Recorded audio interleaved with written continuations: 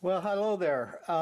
This is Skip, and I'm back at the bench today, and I'm going to be working a little bit on the 34 Ford pickup. And I already did some work, and my camera's in a bad location today.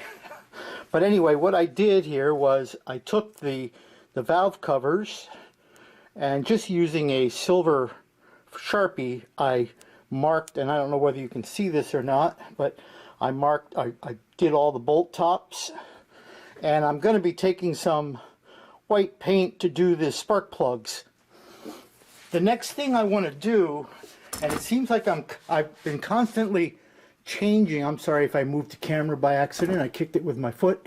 The next thing I want to do, though, is make some modifications to the radiator.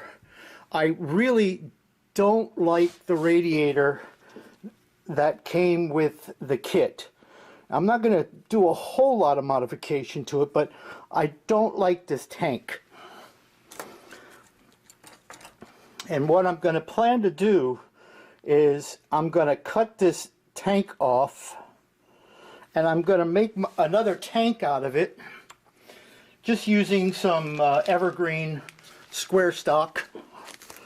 And I think I'm going to probably have to take some 125 and some 0.1 and glue them together, because when I measured that tank, it was about 0.135. So I'm going to have to do some cutting and sanding, but that's okay. I mean, that's part of the scratch build part of it. But I don't like the way they have these holes notched in here to put the radiator hoses. So the tank I'm going to put on here, I'm then going to take some round stock, some tubing or round stock, and actually put radiator hose couplings on those two spots. And then also I'm going to have to do something on the bottom of this radiator to also have the two ports for the bottom side. So I'll be doing that. What I found was that using, and I believe this was 18 gauge wire. I was in the field of industrial automation for like 47 years, so I've got a ton of wire.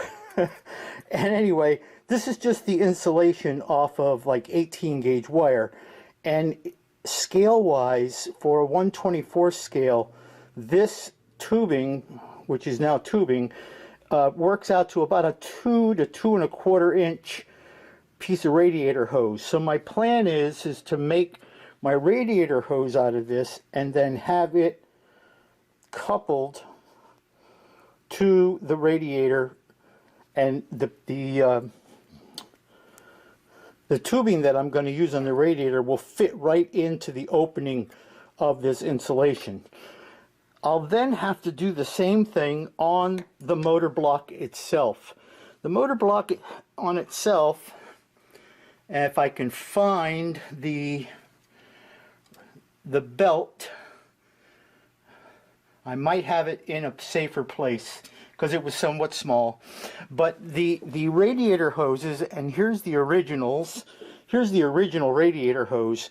You can see there's a pin on here, and on the front of the engine you mount the belt pulley and probably generator instead of an alternator on there, and then the radiator hose actually comes in between here. Like, this is going to be hard to hold and see, but it gets held, or it gets put in between here as such, and then this end would go up to the radiator. Well, I'm going to have to put just a small block in there of styrene, which is not going to be a problem whatsoever, and then again another small like tube or round stock, so that this can slide on it and create my radiator hoses. So that's what my plan is to do with this. I started doing the engine. I have a lot of detail work I want to do on this yet, like for the exhaust manifolds. And I know that can't be a starter because I don't think these had an electric starter in them. This is the Flathead 8. And I want to do the distributor in multicolor because I've seen some online which are really nice. Also, when I do the spark plugs, I have, and I bet you I don't have those out of here either. So let me pause this a minute. Okay, we're back. So what I did was I made out of some evergreen tubing. And again, this is going to be very difficult to see, but I drilled some holes along here to accept spark plug wires. Because I've seen online where a lot of these flatheads have metal tube that run the spark plug wires from the spark plugs over to the distributor. So I made this so that it will go in there. I drill the hole. That piece of wire will go in there, and I have to trim that yet. This will then lay flat once the valve cover's on, and then the spark plug wires can be run up into these holes and then one into the back side. And there'll be two of these. There'll be one on each side. So that's where I'm headed with that whole thing. And I've got some touch-up to do on this yet because I'm hand painting this. Hopefully we'll have the engine pretty much finished in another day or so. I don't work every day in the shop. I'm in eastern Pennsylvania, and it's been really cold. We're finally having a little bit of warm weather today, and when it's really cold outside, it's like damp in the shop here because it's in my basement. So also I'm learning to pretty much paint with acrylics because my spray booth can't be vented to the outside world, and rather than have the stink in the house, I want to just do everything in acrylics. There's no odor, but it's like learning how to paint all over again. So but it's fun. It's really fun. The other thing I wanted to do was while I had everything primed, and I have everything primed, and I had more cleanup to do after the priming, and you can see here on the tailgate there were some marks on the tailgate that I didn't see before I primed, but that's okay. I'll put a little bit of primer on there yet. So while the primer was drying and setting up, I was thinking about what I wanted to do for the interior.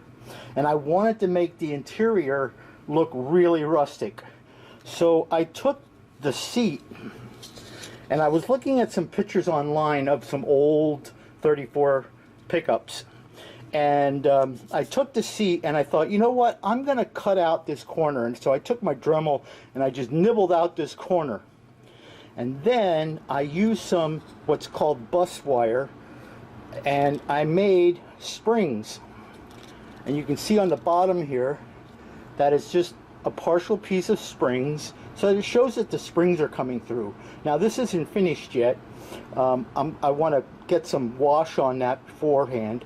But all I did with that was I took some bus wire, and that's this right here. This is on a spool.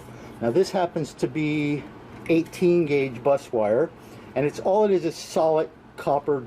It's called soft drawn solid copper wire, and I formed this frame.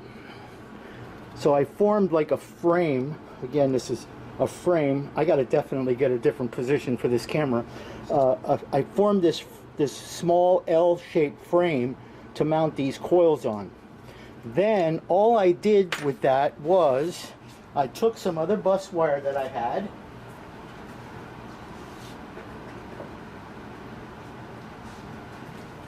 and that bus wire is 26 gauge, and I used this for the springs themselves. So all I did with that is took sorry I'm walking away from the camera, but I took a center punch that has a tapered edge on it, and I just took this wire a piece of it, and I gave it 3 wraps around this center tapered center punch, and when I slid it off, just cut it, and I can scrunch that up to form the springs. And that way they had a little bit of a taper on them also, just like they would in, in the real vehicle. Then I took some solder and I soldered the springs onto that L bracket. So that's in progress. So I did that while all of the primer was drying and setting up. And I like to let the paint set for at least a full day before doing anything. In fact, I probably left this set 2 or 3 days before I come back and do anything at all to it. So that's just me. You probably don't have to do that, but that's just how I do things. I also decided that I'm going to use the steel wheels instead of the spoked wheels. The steel wheels were actually meant, I guess, for if you do the hot rod version, but I kind of remember my grandfather having on his truck having the steel wheels. So I'm gonna do these, and I'll make sure they look rusty and stuff like that, because they were like a black or a dark green color or something. Again, I'm going by memory, and I was only about 8 years old when the last time I saw that truck, so it's like 59 years ago, and so you can calculate my age. But so I plan on using these wheels. So I got a lot of work to do here yet, but it's starting, at least my ideas are starting to come into fruition. The other thing I wanted to do, because I want to show off this seat, and these doors on the cab are closed. Once the cab is on, you're not going to really be able to see that. So I just may cut the driver's side door out and put hinges, workable hinges on it, so that at least you could open the door and see this seat. Now, one other thing, and I'm going to cut this video off then, is that I wanted to show blankets on here. I wanted to show that the leather must be all beat up and terribly bad from age. And I was looking around for how to do that. And I want to thank Tim at Throttle Power on his YouTube channel, and I'll put a link to his channel in the description. He had a great way to show like blankets on interior seats. And all he does is he takes and makes a print on paper, and then he takes the paper and he just starts crumbling it up. And again, I'll put a link in the description. He has a short video on how to do this, and then you can just glue this down to your seats, and it will look like actual blanket on it. And it does, it really does. So that I want to do, and I have some others, that different patterns, one for the seat, one for the back rest. So we're headed in that direction, and I guess things are, I know where I'm headed now. I always take some time to really figure out, what is it that I really want to do? And I've been really kind of brainstorming what I wanted to do with this, because I can only remember so much of what my grandfathers looked like. So anyway, that's where we stand on right now on the 34 Ford pickup. I'm hoping to do another video on this in another day or two and have quite a bit more done. Probably the engine. I'm hoping to have the engine done and at least the frame together. And I'm going to go with flat black on the frame and all the underside components. I want to then do the exhaust, making it look like, it's rusted, and I may even decide to see whether about putting a hole in the muffler and then showing a little bit of hot spots on it too. So this is all new to me. Like I said, I haven't done any modeling in well over 50 years. I'm anxious. I'm really happy to be back into the hobby again. There's just so much new techniques and stuff going on that I wasn't aware of. And I love learning it, and I love doing it, and I love the creativity behind it. So anyway, I hope you enjoy this, and I'll be back in another couple of days with another video. So hey, please, if you like the video, please give it a like. If you like what you're seeing, please subscribe to the channel if you haven't already. And I'll have more information in the description box. And you know what? I really appreciate you watching. So hey, see you next time.